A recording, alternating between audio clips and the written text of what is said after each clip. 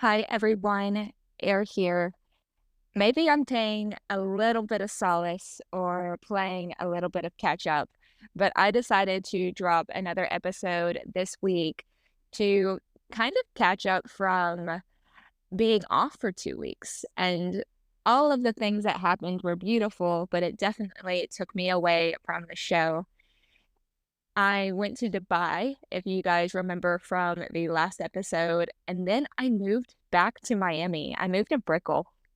And this whole episode is going to be rather deep. This is going to be a little bit of a vulnerable moment as I share something that was pretty significant that happened in my life this week that's completely outside of Dubai and almost outside of being, back in Brickell.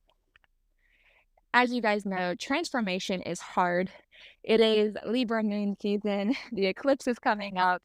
And if you are spiritual, it's all about release and letting go and bridging for new opportunities, partnerships, and people.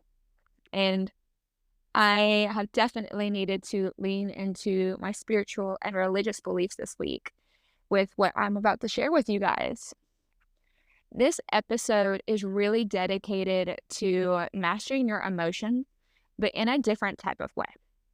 Sometimes people say that mastering your emotions has to look like detachment or like you don't care and you're ignoring it. But honestly, I don't think that's a master of your emotions. I think that's more of avoiding your emotions. It is healthy to detach if you feel too anxious or too overwhelmed from a situation or a person. But overall, just to completely ignore your emotions and how you're feeling, thinking that it's going to manifest or create the reality that you want it to, is not healthy.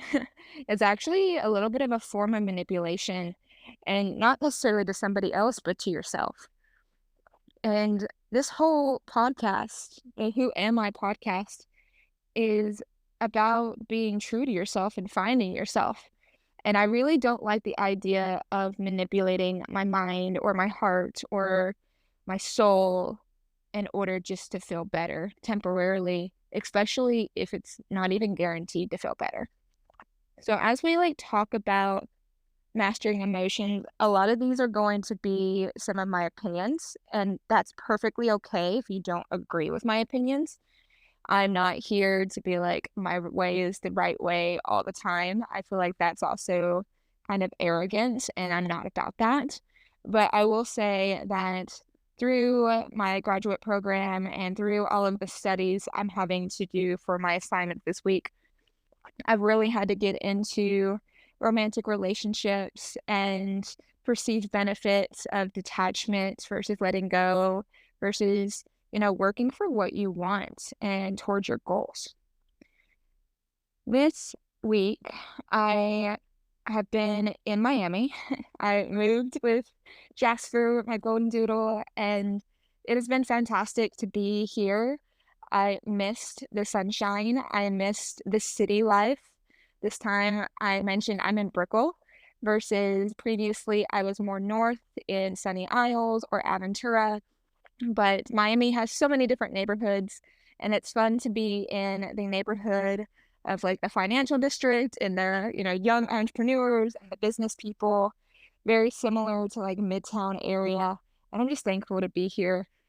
But with that, I have to be authentic, and I have to say that it's been extremely lonely. And like most things are, whenever you're changing or transforming or even growing into a new chapter of life, things get lonely. And I've spent so much time by myself in reflection. I have, some friends here, but most of them, they have jobs, they have lives, they have children, they have, things to do as well. So you can't just be like, I, I feel lonely all the time. Have to really sit with some of those emotions yourself as well. So this week particularly became hard on two different levels. The first level is before I moved here, the day before I actually ended a what you could call maybe a situationship that, the heart was there on both ends, but neither of us were really in a place to continue or progress towards a relationship.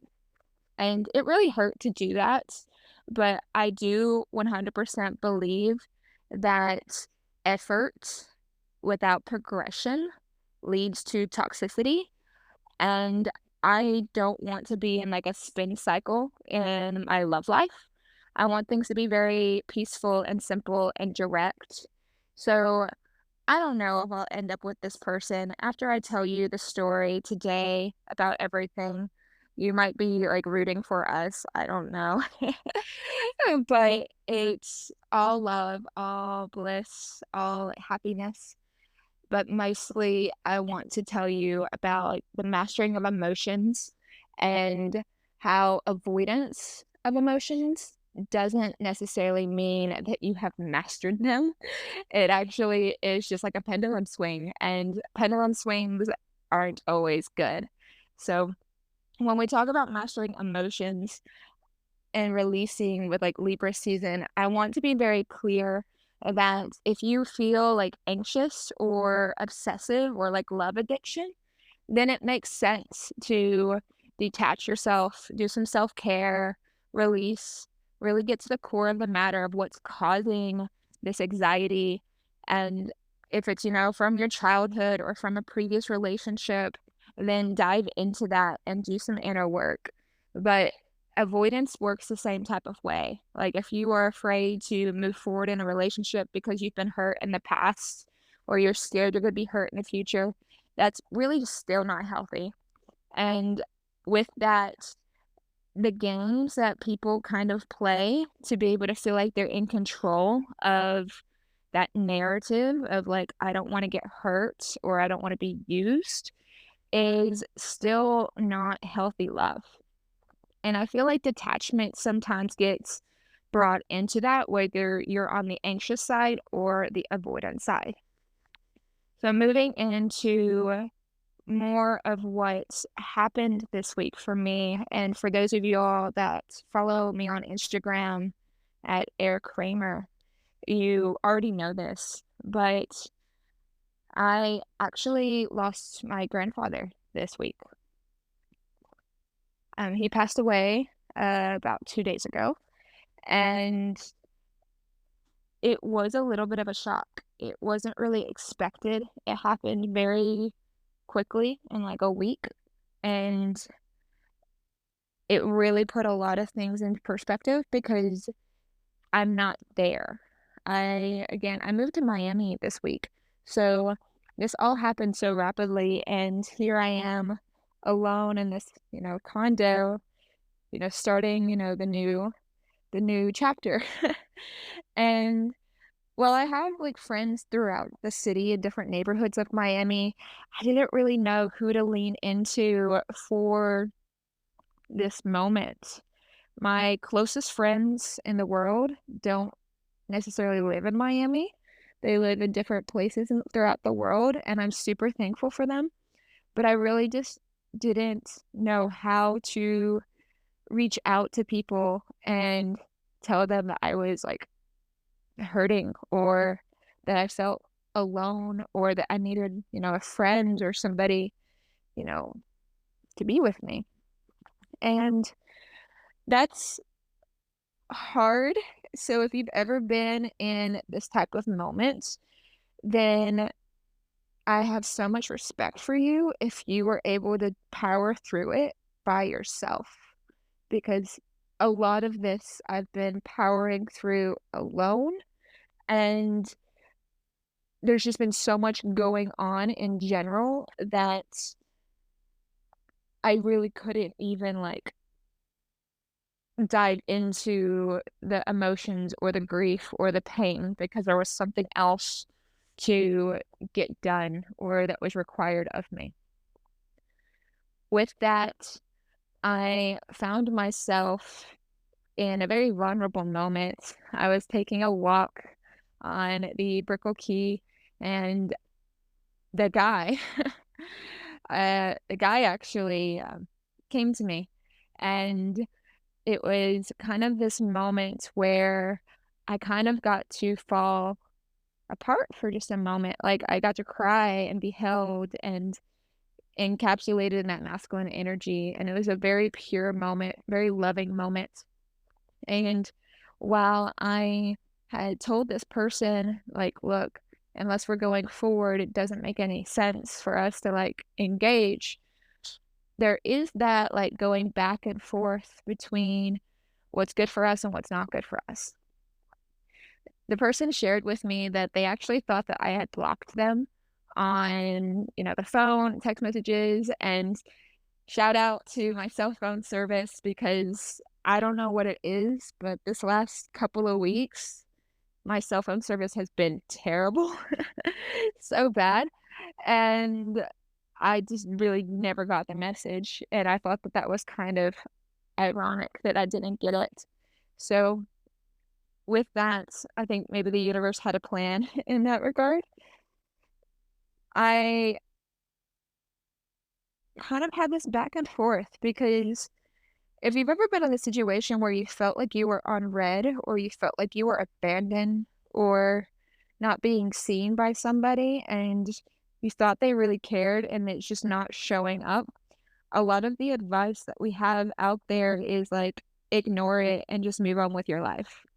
And I'm starting to question that just a little bit based off of this one scenario. And maybe this is that rare exception to the rule, the Carrie Bradshaw of this rule. But I'm starting to lean more into the idea of like, if you miss somebody, just message them. If you love somebody, just tell them. If you like want or need a friend, just like reach out. This detachment idea of like, I don't need him, I don't want her, I don't need her, can really backfire a lot as well. Again, I think it comes from, are you trying to do this because it's healthier for you, or are you trying to do this because you're trying to control the situation? I am grateful this person was able to sit with me in a very vulnerable and emotional and painful moment for myself. And that is something that I can take away from, our connection for like the rest of my life and be thankful that in that moment they were there. I'm not saying that, things are going to like end up where we'll end up like together or, marriage or anything like that. That's not that purpose of this conversation. The purpose of this conversation is that fine line between detachment and mastering emotions versus, okay, I get it, let's move on. So here we go.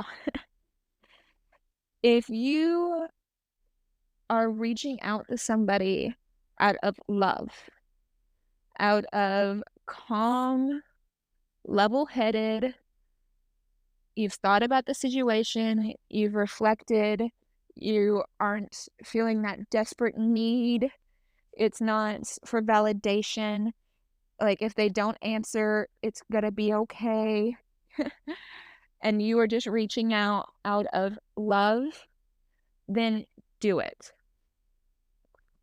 If you are reaching out because you need to tell them something, and it's like you're mad or you're angry or you're upset, then okay, I get it. Maybe they did something that was terrible to you. 100% on board, understand, but write it down, write down the whole message, and just send it to yourself first. Wait 48 hours, so wait 2 days, and if you still want to send that message after 2 days, then go ahead and do it, but then you know that you're not going to regret sending that message. And in that 48 hours, if you are throwing this kind of internal fit, this tantrum on the inside, and then that's how you know that you really should be doing this 48 hours and maybe even extend it if you still have so much turmoil in it. And I get it, like, if you were married to this person or if you were in a relationship for, like, a really long time, then it makes sense on why you would be so mad. If you are reaching out to somebody, obviously because you're intoxicated or you're, like, you know, it's 1 AM and, you're feeling it, like, anything like that, then put down the phone. It's not worth it. It's not gonna end well. Just master those emotions, work through it, take care of yourself, and just let it go. Again, emotions are neither good nor bad. They're just emotions, but we're learning how to work with them. If you wanna call that mastering, awesome. If you wanna call that befriending, awesome. I often tell people that I invite my demons to tea, and we have, like, a little tea party. This is kind of that same concept. Now, if you are struggling to reach out to somebody because you feel like they've rejected you and that hurts and that's painful, then I'm not going to say you have to reach out to them over and over and over because that's not healthy for you, and you really should have some self-respect and should take back that power. That's how you become magnetic, that's how you attract, and if you wanna really learn that concept, then I invite you to take the masterclass on polarity with me. The great masterclass, it really dives into attraction, the subconscious, there's some meditations in there, there's some inner work, assignments, like one-to-ones.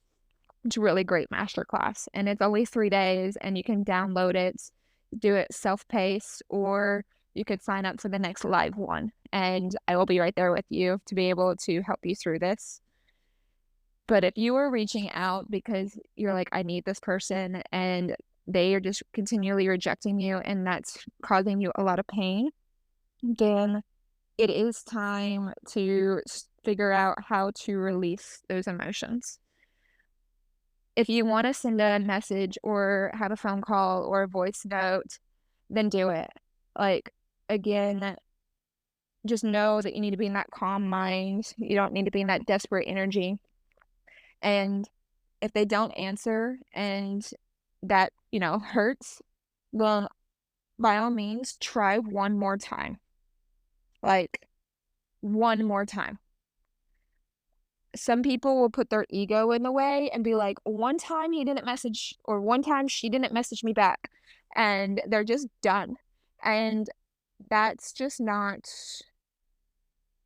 healthy for relationships in general. People are complex. People, like, have bad days. People don't know what you're thinking, what you're feeling. They have their own perception of reality. So, yeah, try one more time. Now, if they don't answer after 2 times, then you have to be solid enough in your self-esteem and confidence to be patient and to put down the phone. Now, this person may never reach back out. Like, there's always that possibility. But I have found through so many different circumstances, whether it's work, whether it's family, whether it is friendships or romantic relationships, they eventually reach out. They just do. It probably isn't going to be on your timeline. It's probably going to be on, whatever universal timeline adds up. So it might be a week, it might be 3 weeks, it might be 3 years. You're not gonna know that. And the mastering of the emotions comes into play here because you have to master yourself on patience. I do this through meditation. Some people do it through yoga. Like, this is key information. You have to learn how to be patient and to wait. And when I'm saying being patient and wait, I don't mean sitting by the phone. I mean accept it, lay it down as if you're putting your Christmas decor into the closet. That's probably one of the best metaphors I can come up with for this. It's like you pack up all your Christmas stuff and you're just like, okay, well, it's going to come, right? Christmas comes every year. And I'm just going to put this away. I'm going to go celebrate the other holidays. I'm going to go celebrate the ordinary days. And maybe Christmas comes in July, right? And that's awesome if it does. It comes early and we get that message or we get that call earlier than expected. But if it doesn't, that's okay. And if you decide the next year that you don't want to celebrate with those decorations, that's okay too. Maybe you have new decorations, right? So with that, that is befriending our emotions through mastering them and accepting them and being all right with any outcome in that situation. That is difficult. That is hard. And that applies not only to the living, but also to when we lose people. I have spent quite a bit of time the last 48 hours reviewing my relationship with my grandfather and how it changed throughout the years and what it was like when I last saw him, which was Christmas. And that type of mastering emotions is a little bit different because there isn't going to be a phone call that just shows up. And I am someone that is spiritual and religious, so I do believe that, I have another spirit guide up there, and I do believe that it's not like the end, that there's gonna be this blessing that comes out of this, and there's this purpose on why it happened at this point in life. So that mastering level can be applied to detachment, but I'm not detaching from how I feel about this. Like, it hurts. And again, moving forward is painful, but it can still be like that Christmas gifts. Like, because I can bring that out of the closet and hang them up whenever I want. And I'm thankful for that because understanding emotions is not easy for us. We're humans. It's not easy. I'm dedicating my entire life and career to relationships and people. And if it was easy, I think everybody would be, still happily married and we'd be in this great utopia where we all take care of each other. But it's not that simple. Um, which reminds me a little bit of the Notebook, the way I said that. It's not that simple, and that's okay. But with this entire story and all these tidbits, all these little pieces of, the who am I and how to approach situations and release and detach and let go and just love. It's been extremely healing in a lot of different ways. And I am so thankful. And if you have any stories or you want to message me on Instagram, like advice or ideas or things that have helped you during these type of times, I would love to share them with everybody. I very much want to spread more healing into the world and less pain into the world. With that, I am going to dedicate this entire episode to my grandfather. And I truly hope that in this moment, you guys understand and feel it when I say, thank you so much for healing and growth.